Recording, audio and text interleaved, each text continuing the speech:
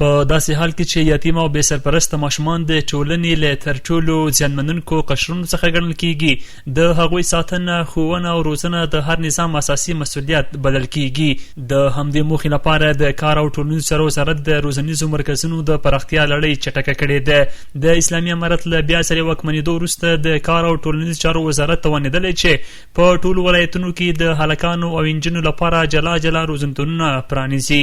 او د دغو مرکزونو د فعالیتونو لمن پراخه کړي. د یاد وزارت ویان سمیع الله ابراهیمي وایي دا مهال له 10,000 څخه زیات هغه یتیم، بې سرپرسته او له زیان سره مخ ماشومان تر سالمې پالنې، ساتنې، ښوونې او روزنې لاندې دي چې د هغوی لپاره تر ډیره د ژوند بنسټیزې اسانتیاوې برابرې شوي دي.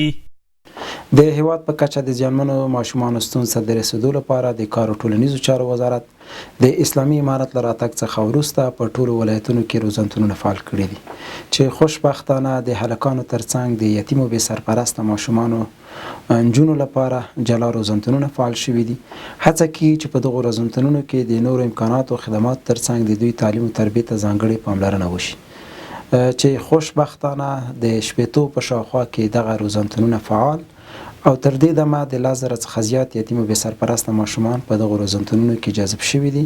او امکانات د ژوند ورته برابر شوي دي. نوموړی زیاتوي چې وزارت هڅه کوي څو هغه ماشومان چې دا مهال په خصوصي ادرسونو او شخصي روزنتونونو کې ساتل کیږي امارتي روزنتونونو ته انتقال او ادغام کړي ترڅو یادو ماشومانو ته د ژوند په هره برخه کې په منظم، خوندي او معیاري ډول اسانتیاوې برابرې او سالمه روزنه ورکړل شي.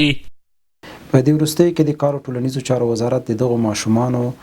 د سالمې روزنې لپاره هڅه دا ده چې هغه خصوصي مرکزونه او ادرسونه چې د یتیم بې سرپرسته ماشومانو لپاره دوی کوم ټولګي لري،